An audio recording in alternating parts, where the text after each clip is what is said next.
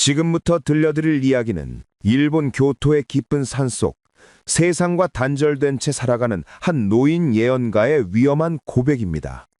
그의 이름은 오가와 류. 과거 일본 내각의 외래 비밀 전략가이자 미국 펜타곤의 비공개 워게임 시뮬레이션에 참여했던 유일한 아시아인이었다고 알려져 있습니다. 평생을 냉혹한 국제 정세와 기밀 문서 속에서 살았던 그가 2025년 겨울 돌연 모든 직함을 내려놓고 잠적했습니다. 일본 정계는 그가 미쳤다고 손가락질했지만 알만한 사람들은 그가 남기고 간 마지막 보고서의 내용을 두려워하고 있습니다. 그 보고서의 첫 장에는 이렇게 적혀 있었습니다. 2026년 일본의 태양은 저물고 한반도에 새로운 별이 뜬다. 도대체 그는 무엇을 본 것일까요? 우리는 수수문 끝에 교토의 낡은 저택에서 그를 만날 수 있었습니다. 먹을 갈며 서예에 몰두하고 있던 그는 우리를 보자마자 마치 기다렸다는 듯 입을 열었습니다. 그가 본 2026년 한국의 미래 예언. 그것은 단순한 예측이 아니었습니다. 오셨는가? 결국 이 이야기를 들어야 할 사람들이 왔구려. 사람들은 나를 보고 국가를 배신한 미치광이라고 합디다. 하지만 나는 배신한 것이 아니요. 그저 거대한 흐름을 보았을 뿐이지. 내가 미국 워싱턴의 지하 벙커에서 보았던 수만 장의 기밀 문서들, 그 비밀 보고서들이 가리키는 결론은 하나였어. 바로 일본의 역할은 끝났다는 것이었지. 나는 그 사실을 인정하기 싫어 3년을 몸부림쳤어. 그러다 내 출혈로 쓰러져 사경을 헤매던 중 나는 보았어. 칠흑 같은 어둠 속에서 붉은 용 한 마리가 백두대간을 타고 내려와 한반도를 감싸 안는데 그 비늘 하나하나가 마치 강철처럼 빛나고 있었지. 깨어나서 다시 미국의 전략 문서를 들여다보니 그제야 보이더군. 그 강철 비늘이 무엇을 의미하는지. 그것은 바로 한국이 가진 기술이었소. 2026년 세계는 한 번도 경험해보지 못한 거대한 혼란 속으로 들어갑니다. 서방의 강대국들이 휘청거리고 자원은 말라갈 것입니다. 하지만 오직 한국만이 그 혼란 속에서 안전할 것입니다. 왜냐하면 한국은 전 세계가 숨을 쉬기 위해 반드시 필요한 산소를 쥐고 있기 때문이요. 오가와 선생의 눈빛은 확신에 차 있었습니다. 그는 자신의 서재에서 낡은 지도를 꺼내 한반도 주변의 붉은 원을 그렸습니다.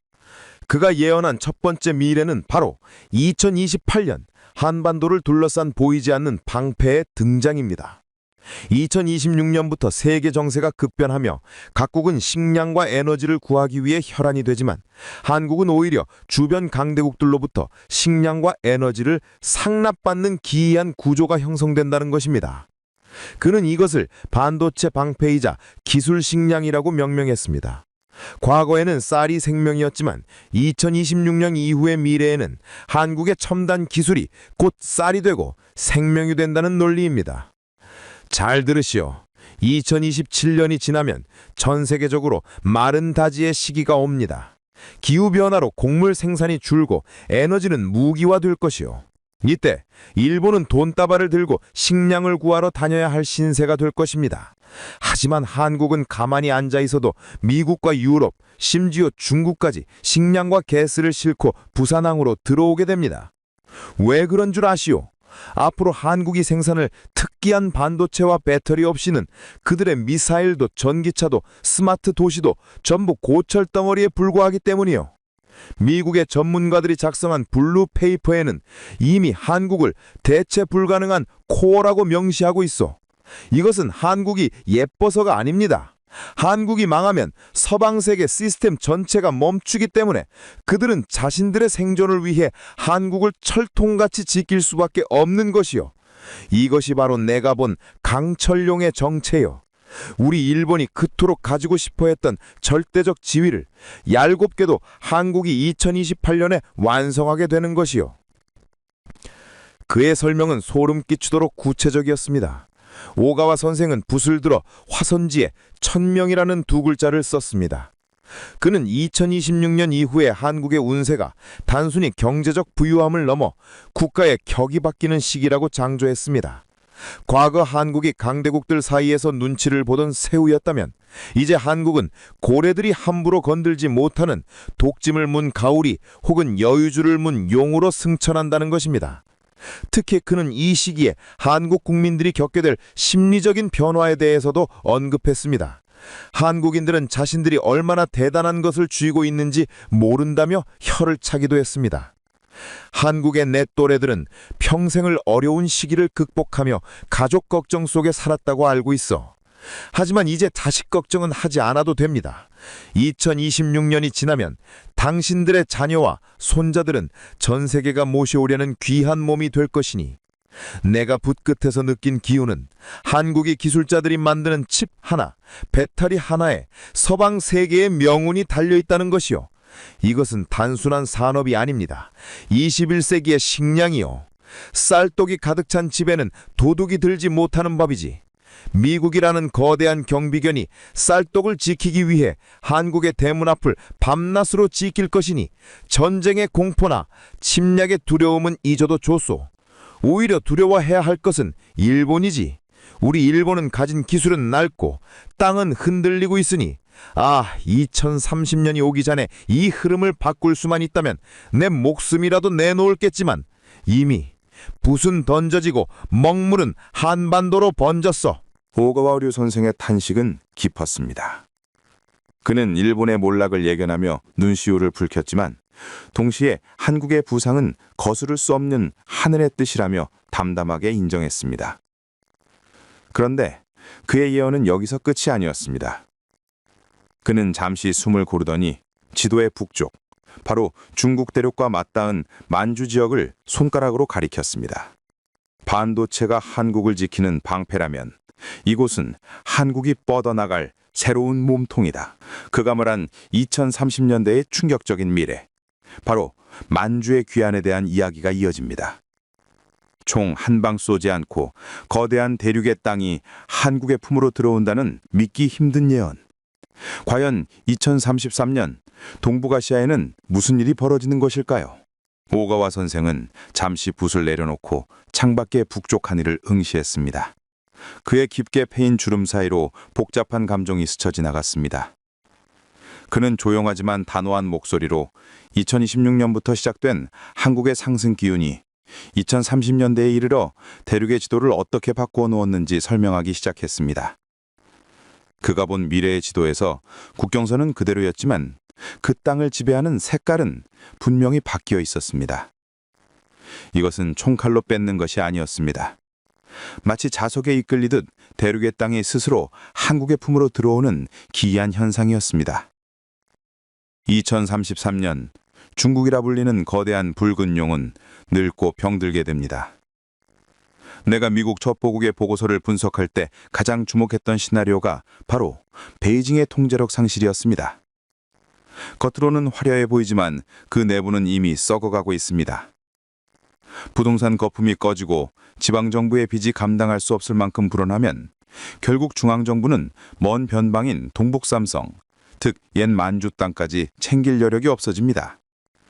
이때 만주 지역의 지방정부들은 생존을 위해 각자 도생의 길을 선택하게 되는데 그들이 손을 내밀 곳은 오직 하나, 바로 옆에 붙어 있는 번영의 땅, 한국뿐입니다. 이것은 정치적인 합병이 아닙니다. 먹고 살기 위한 필사적인 경제적 귀순입니다. 내가 본 환영 속에서 2033년의 만주는 어둠에 잠겨 있었습니다. 전력 공급이 끊기고 식량을 구할 길이 막힌 그 땅의 사람들이 불이 환하게 켜진 한반도를 향해 울부짖고 있었습니다. 그때 기적 같은 일이 벌어집니다. 한국 정부가 인도적 차원이라는 명분으로 만주 지역에 전기를 보내주고 한국의 6G 통신망을 깔아주기 시작하는 것입니다. 그 순간 만주의 조선족들은 물론이고 한족들까지 한국의 드라마를 보고 한국의 화폐로 물건을 사고 한국의 시스템 속에서 살아가기를 간절히 원하게 됩니다. 지도상의 국경선은 그대로 중국 땅일지 몰라도 실질적으로 그 땅을 움직이는 주인은 한국이 되는 것입니다. 이것이 바로 현대판 영토약정입니다. 군인 한 명 보내지 않고 경제와 문화의 힘으로 거대한 영토를 실질적으로 지배하게 되는 것입니다. 이 현상을 두고 서양의 전략가들은 경제적 흡수라고 분석했지만 나는 나름의 영적 수행을 통해 이 현상의 진짜 이유를 알게 되었습니다. 이것은 단순한 돈의 논리가 아닙니다. 바로 땅의 기억이 되살아난 것입니다.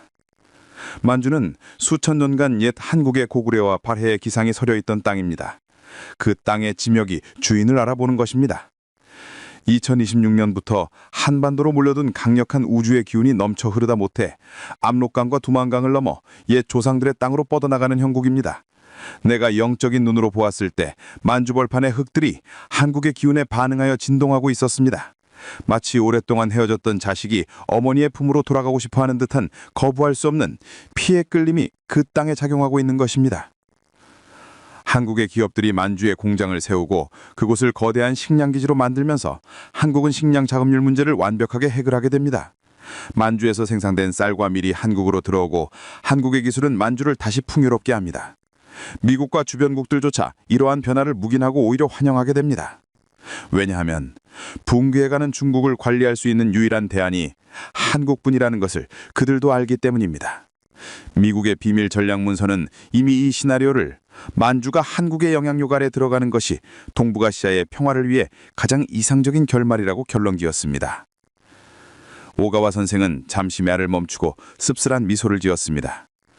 그는 일본인으로서 과거 자신의 조상들이 그토록 탐내고 가지고 싶어했던 만주 땅이 결국은 원래의 주인인 한국에게 돌아가는 역사의 아이러니를 목격하고 있는 셈이었습니다.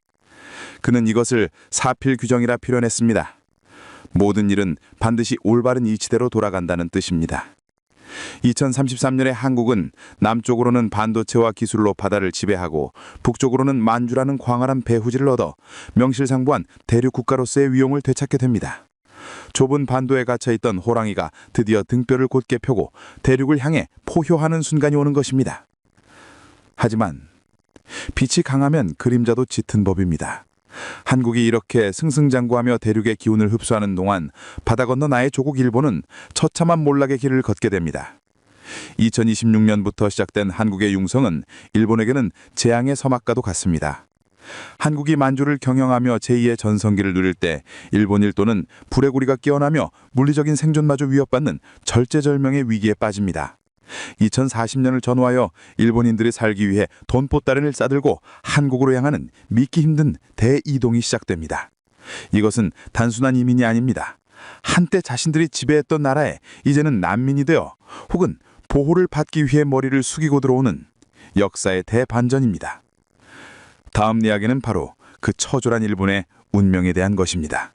오가와 선생의 붓끝이 가늘게 떨리고 있었습니다. 그는 한반도 북쪽 만주 땅의 붉은 원을 그리며 흥분했던 조금 전과는 달리 이제 자신의 발밑, 즉 일본 열도를 가리키며 깊은 한숨을 내쉬었습니다. 그가 본 2040년의 미래는 일본인인 그에게는 너무나 잔혹한 현실이었습니다. 하지만 그는 전략가로서의 냉철함을 잃지 않고 감정을 억누르며 담담하게 이야기를 이어갔습니다. 그것은 2040년을 기점으로 시작될 거대한 부의 대이동에 관한 것이었습니다. 과거 우리가 일제강점기에 살기 위해 혹은 강제로 일본이나 만주로 떠났던 아픈 역사가 있었지만 2040년에는 정반대의 상황이 벌어진다는 것입니다. 일본의 가장 부유한 계층부터 살기 위해 그리고 재산을 지키기 위해 한국행 배에 몸을 싣는 믿지 못할 광경이 펼쳐집니다. 내가 미국 랜드 연구소의 기후 및 지질 보고서를 보았을 때 가장 충격적이었던 문구는 일본은 더 이상 선진 문명을 유지할 수 있는 집안이 아니다 라는 것이었습니다. 2038년부터 불의 고리라 불리는 환태평양 조산대의 활동축이 미묘하게 이동하기 시작합니다. 당장 일본이 바닷속으로 가라앉는다는 허황된 영화 같은 이야기가 아닙니다. 하지만 끊임없이 이어지는 중규모의 진동과 해수면 상승, 그리고 그로 인한 원전과 산업시설의 불안정성은 일본이라는 국가의 기능을 마비시키기에 충분합니다. 도쿄와 오사카의 고층 빌딩은 더 이상 부의 상징이 아니라 공포의 대상이 되고 일본의 보험사들은 파산을 선언하며 더 이상 부동산에 대한 보증을 서주지 않게 됩니다. 이때 일본의 노인들과 자산가들이 눈을 돌리는 곳은 단 한 곳, 바로 바다 건너 한국입니다. 그들이 보기에 한국은 기적의 땅입니다. 지질학적으로 유라시아판의 가장 단단한 안반 위에 위치한 한반도는 주변의 천지개벽 속에서도 거짓말처럼 고요하고 안전하기 때문입니다. 나는 깊은 명상 속에서 이 현상을 영적으로 확인했습니다. 한반도는 지구라는 거대한 생명체의 단전, 즉 에너지가 응축되어 꽉 잡혀있는 배꼽과도 같은 것입니다. 반면 일본 열도는 그 단전을 보호하기 위해 거센 파도를 막아내는 방파제의 운명을 타고났습니다. 방파제가 파도에 깎이고 흔들리는 것은 슬프지만 피할 수 없는 숙명입니다. 2040년이 되면 부산과 경상남도 그리고 제주도에는 일본어 간판이 즐비한 재팬타운이 형성될 것입니다. 하지만 이것은 과거의 가난한 이주민촌이 아닙니다. 일본에서 평생 모은 재산을 처분해 한국의 안전한 아파트와 땅을 사려는 일본 부호들의 고급 거주지입니다. 그들은 한국의 땅 한 평을 사기 위해 금괴를 싸들고 와서 한국인 집주인에게 고개를 숙이게 됩니다. 내가 본 미래의 부산항은 일본에서 건너오는 이삿짐 선박들로 가득 차 있었습니다. 한국 정부는 까다로운 조건을 내걸고 이들을 선별적으로 받아들이지만 몰려드는 인파를 막을 수 없을 정도입니다. 이로 인해 한국 남부지방의 부동산 가치가 상상을 초월할 정도로 폭등하게 되고 한국은 앉아서 막대한 외화를 벌어들이게 됩니다. 이것을 두고 누군가는 통쾌한 복수라고 할지 모르겠습니다. 하지만 오가와 선생은 이것을 역사의 저울이 맞춰지는 과정이라고 설명했습니다. 과거 일본이 한국의 땅과 쌀을 수탈해 부를 쌓았다면 이제는 그 부를 다시 한국에 반납하고 생존을 구걸해야 하는 시기가 온 것입니다. 미국과 서방 세계조차 이러한 흐름을 거스를 수 없습니다. 오히려 그들은 한국을 아시아의 노아의 방주로 지정하고 자신들의 주요 기업 본사와 아시아 지부를 도쿄에서 서울과 부산으로 대거 이전하게 됩니다. 일본이 가지고 있던 아시아 금융허브의 지위가 자연재해라는 불강력의 힘으로 인해 한국으로 통째로 넘어오는 것입니다. 특히 주목해야 할 곳은 제주도입니다. 2040년의 제주도는 단순한 관광지가 아닙니다. 일본뿐만 아니라 전 세계의 은퇴한 부호들이 가장 살고 싶어하는 지상낙원이 됩니다. 오가와 선생은 지도상의 제주도를 가리키며 이곳은 영적으로 치유의 기운이 솟구치는 용의 여의주라고 표현했습니다. 불안한 땅에서 평생을 긴장하며 살던 일본인들에게 단단한 현무암반 위에 지어진 한국의 집은 그 자체로 평화이자 구원입니다. 그들은 한국의 건강보험 혜택을 받기 위해 막대한 기부금을 내고서라도 영주권을 따려 할 것입니다. 한국인이라는 신분 자체가 2040년에는 전 세계에서 가장 비싼 보험 증서가 되는 셈입니다. 오가와 선생은 창밖에 흔들리는 나무를 보며 나지막히 읊조렸습니다. 내 조국 일본은 이제 한국을 빛내주는 조연으로 물러나게 될 것입니다. 슬프지만 한국이 든든하게 버텨줘야 우리 일본 사람들도 기댈 곳이 생기는 것이니 한국의 부상을 축복해주는 것이 내 마지막 도리겠지요.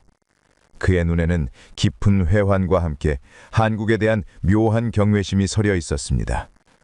하지만 이렇게 전 세계가 한국을 우러러보는 2050년이 다가오면 한국은 단순히 잘 사는 나라가 아니라 세계를 질서잡고 분쟁을 해결하는 어른 국가로서의 책임을 요구받게 됩니다. 오가와류가 예언한 마지막 미래, 바로 미국과 중국을 넘어 세계를 조율하는 현자의 나라로서의 대한민국, 백범김구 선생이 그토록 꿈꾸었던 높은 문화의 힘이 완성되는 2050년의 감동적인 피날레가 이어집니다. 오가와 선생의 서재 한쪽 평면에는 낡은 세계지도 한 장이 걸려 있었습니다. 그는 붓을 들어 그 지도의 중심, 바로 한반도에 점을 찍으며 입을 열었습니다. 2026년부터 시작된 격변의 세월을 지나 드디어 2050년에 이르러 대한민국이 도달하게 될 마지막 종착지에 대한 이야기입니다. 그것은 우리가 흔히 상상하는 강대국의 모습과는 달랐습니다. 미국처럼 거대한 군사력으로 남을 위협하거나 과거 몽골 제국처럼 땅을 넓히는 패권 국가가 아니었습니다. 오가와 선생은 2050년의 한국을 가리켜 세계의 회장국 혹은 현재의 나라라고 칭했습니다. 힘이 아닌 존경심으로, 무기가 아닌 문화와 덕으로 전 세계를 이끄는 정신적 지도국이 된다는 것입니다. 내가 워싱턴과 베이징의 전략가들과 수없이 나눴던 비공개 토론의 결론은 늘 같았습니다. 미국과 중국 두 거인의 싸움은 결국 둘 다 지치게 만들 것이다. 그때 누가 이 혼란스러운 세계를 중재할 것인가? 놀랍게도 그 답은 항상 한국이었습니다. 2050년 세계는 더 이상 총칼로 해결할 수 없는 복잡한 문제들에 직면합니다. 기후위기, AI 윤리, 빈부격차, 이런 문제 앞에서 강대국들의 힘은 무용지물입니다. 이때 세계는 가장 도덕적이고 가장 높은 교육 수준을 갖췄으며 동양의 정신과 서양의 시스템을 완벽히 융합해낸 한국에게 해법을 묻게 됩니다. 한국의 말이 곧 세계의 표준이 되고 한국의 결정이 국제사회의 규칙이 되는 시대가 오는 것입니다. 이것은 나의 영적인 스승들이 말했던 널리 인간을 이롭게 하라는 정신이 전지구적으로 실현되는 과정입니다. 2050년이 되면 현재 뉴욕과 제네바에 있는 유엔의 핵심 기구들이 서울과 비무장지대 근처 평화공원으로 이전하게 될 것입니다. 이것은 내가 본 미래의 가장 확실한 장면 중 하나입니다. 세계의 외교관들이 분쟁을 해결하기 위해 한국 땅을 밟고 한국의 중재안에 서명을 합니다. 과거 강대국들의 틈바구니에서 생존을 걱정했던 한국이 이제는 강대국들을 자리에 앉히고 호통을 치며 화해시키는 어른의 위치에 오르게 되는 것입니다. 서양의 싱크탱크들은 이것을 한국의 지정학적 기적이라고 부르지만 나는 이것을 하늘이 내린 사명이라고 부릅니다. 오가와 선생은 잠시 눈을 감고 회상에 잠겼습니다. 한국의 독립운동가 백범 김구 선생이 했던 말을 기억합니까?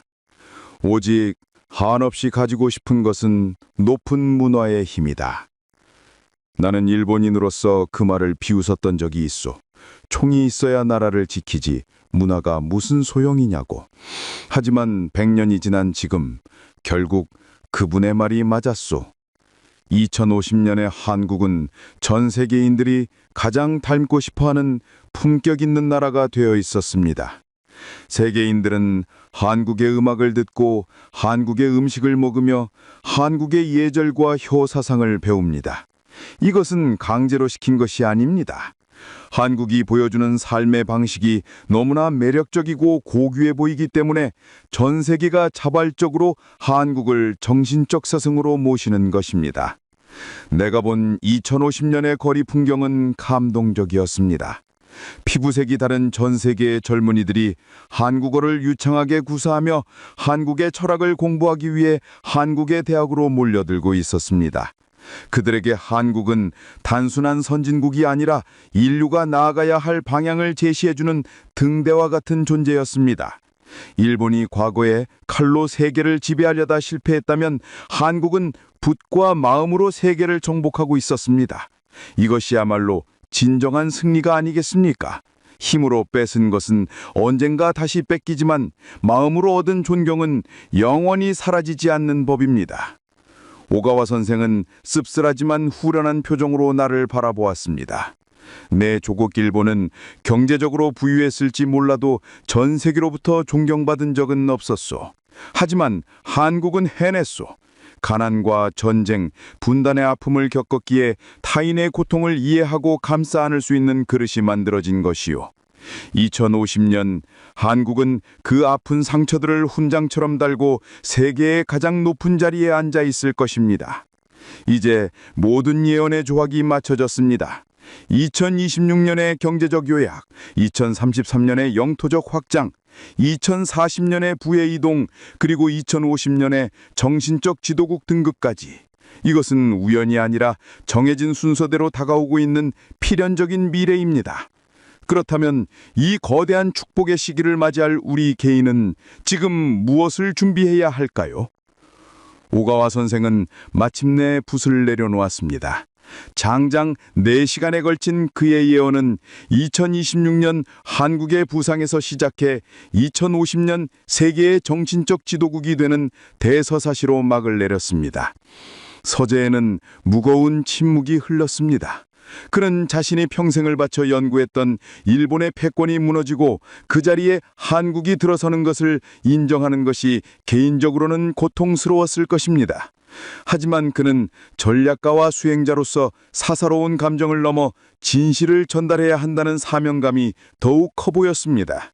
그는 마지막으로 나를 정면으로 응시하며 한국인들에게 뼈있는 조언을 남겼습니다. 거대한 국군이 들어올 때 개인이 그 복을 온전히 자신의 것으로 만들기 위해 반드시 지켜야 할 마음의 법칙에 관한 이야기였습니다. 그가 말하길 국군은 마치 하늘에서 쏟아지는 거대한 비와 같다고 했습니다. 2026년부터 한국에는 황금비가 쏟아질 것입니다. 하지만 아무리 비가 많이 와도 내 그릇이 뒤집혀 있거나 깨져 있으면 물을 한 방울도 담을 수 없습니다. 오가와 선생은 한국인들이 지금 당장 해야 할 일은 그릇을 키우는 일이라고 강조했습니다. 그는 특정 종교를 믿으라고 말하지 않았습니다. 대신 우주의 절대적인 법칙인 인과운보와 적선, 즉 덕을 이야기했습니다. 당신들의 조상들이 흘린 피와 땀과 덕이 모여 지금의 대한민국을 만들었소. 이제 당신들이 그 열매를 따먹을 차례지만 동시에 당신들도 후손을 위해 덕을 쌓아야 이 영광이 2050년을 넘어 100년, 200년 이어질 것입니다. 오가와 선생은 구체적인 행동 지침으로 두 가지를 꼽았습니다. 첫째, 입으로 짓는 업을 조심하라는 것입니다. 세계 1등 국가의 국민이 되려면 말과 행동에서도 품격이 흘러나와야 합니다. 험한 말, 남을 비난하는 말, 부정적인 말은 들어오는 복을 발로 차버리는 것과 같습니다. 그는 2026년 이후 한국은 세계의 어른이 되는 나라이니 한국의 어른들은 세계의 스승처럼 행동해야 한다고 당부했습니다. 길가에 떨어진 휴지 하나를 줍는 마음, 타인에게 건네는 따뜻한 말 한마디가 보이지 않는 통장에 저축되어 결정적인 위기의 순간에 나를 지켜주는 운으로 돌아온다는 것입니다. 둘째, 감사하는 마음을 잃지 말라는 것입니다. 그는 한국이 겪은 지난 세월의 고난이 결코 헛된 것이 아니었음을 강조했습니다. 고통은 사람을 깊게 만들고 국난은 민족을 강하게 만듭니다. 한국이 세계의 지도국이 될 자격이 있는 이유는 바닥까지 내려가 본 경험이 있기 때문입니다.